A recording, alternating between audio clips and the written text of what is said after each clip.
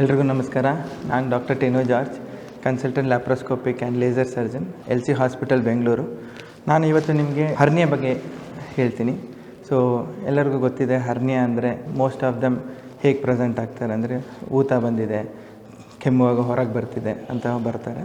Hernia ಅಂದರೆ ಏನಿಲ್ಲ, it is protrusion, ಅದೇನಿದೆ ಹೊರಗೆ ಬರ್ತಿದೆ. ನಮ್ಮ ಹೊಟ್ಟೆ ಒಳಗಿನ ಏನು ಅಂಗಾಂಗಗಳಿದೆಯೋ ಅದು ಒಂದು ರಸ್ತೆ ಮಾಡಿ ಆ ಮಸಲ್ ವೀಕ್ನೆಸ್ಸಿಂದ ಹೊರಗೆ ಬರ್ತಿದೆ.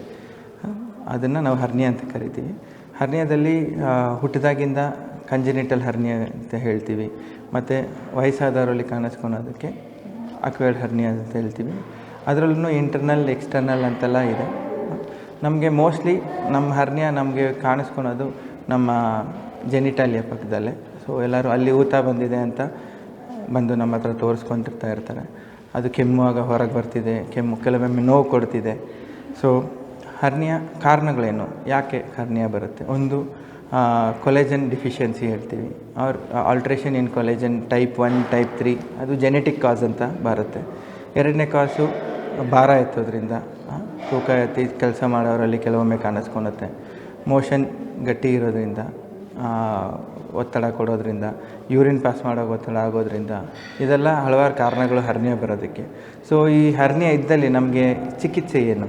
ಚಿಕಿತ್ಸೆಯಾಗಿ ನಮಗೆ ಇವಾಗ ಹೇಗೆ ನಾನು ಹೇಳಬೇಕು ಅಂದರೆ, ನಮ್ಮದು ಕಿಟಕಿಯಲ್ಲಿ ತೂತಿದೆ ಮೆಷಲ್ಲಿ, ನಾವು ಅದನ್ನೇನು ಮಾಡ್ತೀವಿ, ಏನಾದರೂ ಒಂದು ಮೆಶ್ ಚೇಂಜ್ ಮಾಡ್ತೀವಿ, ಇಲ್ಲಾಂದರೆ ಅದಕ್ಕೇನೋ ಒಂದು ಸಪೋರ್ಟಿಂಗ್ ಮೆಷರ್ ಕೊಡ್ತೀವಿ. ಇದರಲ್ಲಿ ನಾವು ಅದೇ ಥರನೇ ಆ ಹರ್ನಿಯಾ ಏನಿದೆಯೋ ಅದನ್ನು ಕಂಟೆಂಟ್ಸ್ ಎಲ್ಲ ರಿಡ್ಯೂಸ್ ಮಾಡಿ ಆ ಹರ್ನಿಯಾನ ನಾವು ರಿಪೇರ್ ಮಾಡಾದಮೇಲೆ ನಾವು ಅದಕ್ಕೆ ಒಂದು ಸಪೋರ್ಟಿಂಗ್ ಮೆಶ್ ಅಂತ ಬರ್ತೀವಿ. ಸೊ ಅದು ಯಾವುದೇ ರೀತಿ ಹರ್ನಿಯಾ ಆದ್ರೂ most of them we will do with a mesh. ಯಾವುದೇ ಹರ್ನಿಯಾ ರಿಪೇರ್ ಮಾಡಿದ್ರೂ ನಮಗೆ ಈ ಸರ್ಜರಿ ಅಲ್ಲಿ ನಮಗೆ ಒಳ್ಳೆ ಗುಣಮಟ್ಟದ ಮೆಶ್ ಹಾಕಿ ಮಾಡೋದ್ರಲ್ಲಿ ಒಳ್ಳೆ ರಿಸಲ್ಟ್ಸ್ ಬರುತ್ತೆ. ನಿಮಗೆ ಯಾರಿಗಾದರೂ ಹರ್ನಿಯಾ ಇದ್ದಲ್ಲಿ ಅಥವಾ ನಿಮಗೆ ಗೊತ್ತಿರೋರಿಗೆ ಯಾರಿಗಾದರೂ ಹರ್ನಿಯಾ ಇದ್ದಲ್ಲಿ ದಯವಾಗಿ ಸಂಪರ್ಕಿಸಿ LC ಹಾಸ್ಪಿಟಲ್ ಬೆಂಗಳೂರು.